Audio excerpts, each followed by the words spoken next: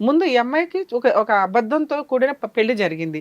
వాళ్ళకి ఆల్రెడీ ఫైనాన్షియల్‌గా ఏదైనా ఉంటే కనుక పిల్లోడి మెయింటెనెన్స్ అత్తమామల నుంచి వసూలు చేస్తారు ఎలాంటి కేసుల్లో. ఇతను నిజంగానే ప్రాబ్లమ్. కోర్ట్‌కి వెళ్తే ప్రూవ్ అవుతది. ఈ విషయం ఎప్పటి నుంచి వచ్చింది? ఆఫ్టర్ మ్యారేజ్ వచ్చిందా? బిఫోర్ మ్యారేజ్ ఉందా? బిఫోర్ మ్యారేజ్ నుంచే డాక్టర్స్ ఒకవేళ వీళ్ళ దగ్గర మెడికల్ రిపోర్ట్స్ లేకపోయినా కూడా ట్రీట్మెంట్‌కంటూ కోర్ట్‌లో పిటిషన్ ఫైల్ చేస్తే ఎప్పటి నుంచి వీళ్ళకి సైకలాజికల్ ప్రాబ్లమ్ సఫర్ అవుతున్నారు, ట్రీట్మెంట్ ఎప్పటి నుంచి వాడుతున్నారు మెడిసిన్స్ అనేది కూడా క్లియర్‌గా రిపోర్ట్ వచ్చేస్తది. దాన్ని బట్టే అర్థమవుతది అత్తామామలకి తెలిసి ఇతన్ని తీసుకొచ్చి ఈ అమ్మాయికి అంటగట్టారు. సో, అప్పుడు వాళ్ళకేం ప్రాపర్టీస్ ఉన్నాయి? ఇతనికి కొంత ప్రాపర్టీ రావాలిగా. ఈ ప్రాపర్టీలో 50% పుట్టిన పిల్లోడికి ఇప్పిస్తారు. అలాగే మెయింటెనెన్సు వాళ్ళ ఇన్‌కమ్ ఎక్కడైతే ఉందో ఆ ప్రాపర్టీస్ మీద అందులో నుంచి మనవడికి మెయింటెనెన్స్ ఆర్డర్ చేయడానికి అవకాశం ఉంది. మేబీ ఈ అమ్మాయికి రాకపోవచ్చు. ఈ అమ్మాయికి ఎందుకు రాదు అంటే అతను హస్బెండ్ నుంచి వసూలు చేసుకునే రైట్స్ ఉన్నాయి. ఈవిడకి కూడా కరెక్ట్ కోర్ట్ అయితే కనుక కొన్ని సందర్భాల్లో అంటే మనం ఇంకా రీసెర్చ్ చేస్తే కేసుని ఒక క్లారిటీ వస్తది. నిజంగా ఈవిడ తెలిసి పెళ్లి చేసుకుందా వాళ్ళ ఆస్తుపాస్తులు చూసి, లేదా అమ్మాయిని చీట్ చేసే పెళ్లి చేశారు. ఆ విషయాన్ని సప్రెస్ చేసి. అన్నప్పుడు ఈ అమ్మాయికి కూడా మెయింటెనెన్స్ ఆర్డర్ అవ్వడానికి అవకాశం ఉంది. మేబీ వాళ్ళ వెనకాల ప్రాపర్టీస్ బావుంటాయి. ఇంకా వాళ్ళు పేదోళ్ళే, వీళ్ళు పేదోళ్ళు అంటే కొన్ని కేసులు కాస్త వీక్‌గా ఉంటాయి. ఫైనాన్షియల్‌గా ఎందుకంటే సంపాదించాల్సిన వ్యక్తే అవును. ఓ పక్కన పడున్నట్లు లెక్క కాబట్టి కొంత అటువంటి కేసులు వేస్ట్ కేసుల కింద లెక్క.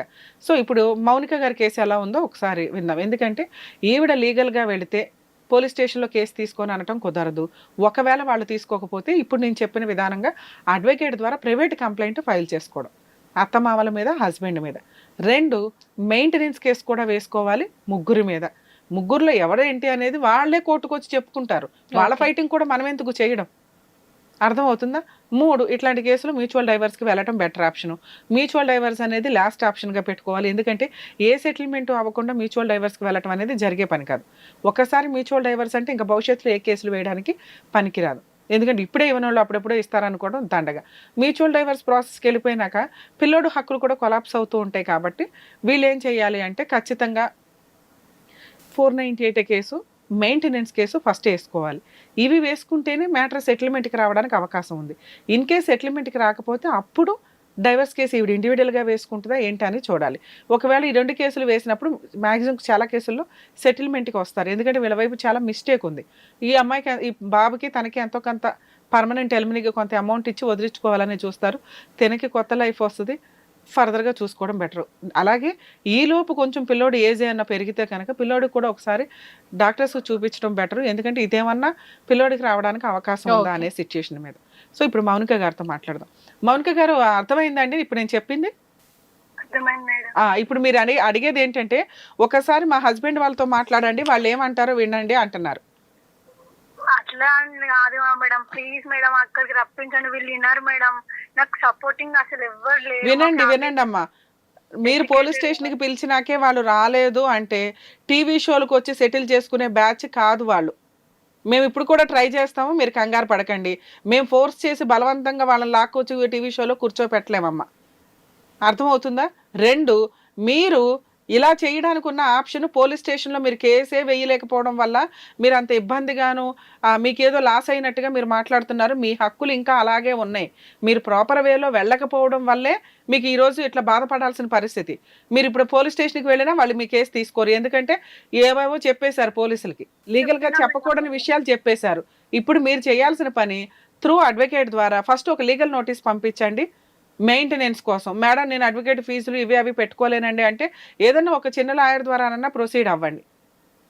లీగల్ నోటీస్ కూడా నేను పంపించలేనండి. అందుకోసం కూడా ఒకవేళ అడ్వకేట్‌ని పెట్టుకోగలిగితే లాయర్ ద్వారా లీగల్ నోటీస్ పంపించండి. లాయర్ ద్వారానే ప్రైవేట్ కంప్లెయింట్ 498 కేసు వేయించండి. లేదా మీ లాయరే పోలీస్ స్టేషన్‌కెళ్ళి ఒకసారి ట్రై చేస్తారు. తరువాత మెయింటెనెన్స్ కేసు వేయండి.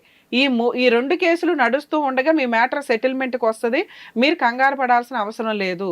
మీరు ఈ పని చేయకుండా ఇలా చిటికేస్తే ప్రాబ్లమ్ సాల్వ్ అయిపోవాలి అనుకోవడానికి వాళ్ళు నార్మల్ వ్యక్తులు కాదు. అరే! టీవీ షోకి వెళ్తే ప్రాబ్లమ్ సాల్వ్ అవుతది. వాళ్ళ అడ్వకేట్ దగ్గరికి వెళ్తే అవుతది. పోలీస్ స్టేషన్‌కి వెళ్తే అవుతది. లేదా అమ్మాయితోటే డైరెక్ట్‌గా మాట్లాడుకుంటే ప్రాబ్లమ్ సాల్వ్ అవుతదనే సీనే లేదు మీ కేసులో. అయినా మీ సాటిస్ఫాక్షన్ కోసం మేము ట్రై చేస్తాం. వెయిట్ చేయండి.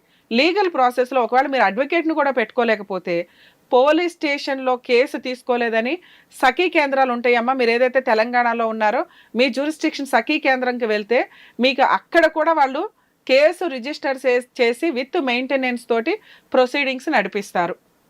ఒకవేళ వీళ్ళు ఈ టీవీ షోకి రాకపోతే మీరు 100% నేను చెప్పినట్టుగా ఒక అడ్వకేట్ని పెట్టుకొని legal notice 498 DVC case file చేయండి. మెయింటెనెన్స్ కూడా అందులోనే ఇంక్లూడ్ అవుతుంది. అర్థమవుతుందా? అర్థమైంది. ఓకే నాన్న, జాగ్రత్త.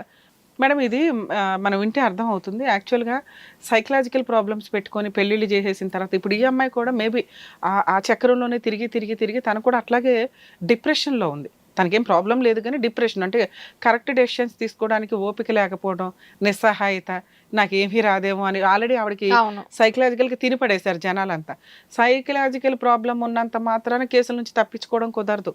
తెలియని తనం ఆ కేసులు వేరు, ఈ కేసు వేరు. క్రైమ్ చేసి సైకలాజికల్ ప్రాబ్లం అని ప్రూవ్ చేసుకుని అవన్నీ సినిమాల్లో చూపించడానికి, రియల్గా సైకలాజికల్ ప్రాబ్లం ఉందా లేదా డాక్టర్స్ టెస్ట్ చేసి చెప్పాలి. ఇది నిజమా కాదా అనేది తర్వాత సంగతి. ఈ అమ్మాయికి ఆల్రెడీ తెలుసు ఆయనకు ఉన్నది సిజోఫ్రేనియా అని. అది ఉంది కాబట్టి ఆయన కేసుల నుంచి తప్పించుకోలేడు. ఎందుకంటే ఉన్నాయి, చేసుకునేటప్పుడు బాగానే ఉన్నాడు, ఫిజికల్ రిలేషన్ అవన్నీ బాగానే ఉన్నాయి. ఆ టైంలో చేసిన క్రైమ్కి అతని పేరెంట్స్ పనిష్మెంట్ పడాల్సి ఉంటుంది. అది తెలియక ఈవిడ చెప్పిన విధానం కరెక్ట్గా లేకపోవడం వల్ల పోలీసులు ఎఫ్ఐఆర్ రిజిస్టర్ చేయలేదు. సో 100% వీళ్ళ త్రూ అడ్వకేట్ ద్వారా వెళ్తే పోలీస్ స్టేషన్లో కంప్లైంట్ రిజిస్టర్ అవుతుంది. అత్తమామల మీద, ఇతని మీద పనిష్మెంట్ పడకుండా వాళ్ళ మీద పడితే ఉపయోగం ఏముందండి అని ఆవిడ అనుకుంటుంది. వాళ్ళే టార్గెట్ ఇక్కడ. పెళ్లి చేసింది వాళ్లేగా, అంటగట్టింది వాళ్లేగా. వాళ్ళ మీద ప్రాపర్గా వెళితే సెటిల్మెంట్ కూడా వాళ్ళే చేస్తారు. అలాగే మెయింటెనెన్స్ కూడా వాళ్ళ దగ్గర నుంచి వసూలు చేయడానికి అవకాశం ఉంది. తను అలా ప్రొసీడ్ అయితే బెటర్. ఓకే రమ్య గారు, బాగా ఎక్స్ప్లెయిన్ చేశారు. Thank you. Hit TV app, ఇందులో short news, live news, entertainment shows, movies, digital magazines తో పాటు మీ జిల్లా వార్తలను కూడా ఫ్రీగా చూడొచ్చు. అంతేకాదు కేజీ నుంచి పీజీ వరకు విద్యార్థులకు స్కాలర్షిప్ కూడా అందిస్తున్నాం. ప్రతి వారం 10 మందికి లక్కీ డ్రా ద్వారా ఒక్కొక్కరికి 10,000 రూపాయలు అందిస్తున్నాం. ఇంకెందుకు ఆలస్యం, వెంటనే హిట్ టీవీ యాప్ ని డౌన్లోడ్ చేసుకుని ఫ్రీగా ఎంటర్టైన్మెంట్ పొందండి. Hit TV app. Hit TV app. Please download hit TV app. Hit TV app ని ఫ్రీగా డౌన్లోడ్ చేసుకొని ఎంజాయ్ చేయండి. మీకు నచ్చిన ఎంటర్టైన్మెంట్ కోసం హిట్ టీవీ యాప్ ని ఫ్రీగా డౌన్లోడ్ చేసుకొని ఎంజాయ్ చేయండి. హిట్ టీవీ యాప్ ని డౌన్లోడ్ చేసుకుని ఆస్వాదించండి, ఆశీర్వదించండి. ఇంతమంది సెలబ్రిటీలు హిట్ టీవీ యాప్ ని డౌన్లోడ్ చేసుకోండి అని చెప్తున్నారంటే ఎంత మంచి యాప్ ఆలోచించండి. అమెరికా అమెరికా అమెరికా అమెరికాలో చదవాలనుకునే వాళ్ళకి విశ్వసనీయమైన పేరు మన శౌర్య కన్సల్టెన్సీ. UK లో 1 year masters, UK లో 1 year masters, 2 years work permit up to 5 years visa. Contact Saurya Consultancy. Contact 89851 89851.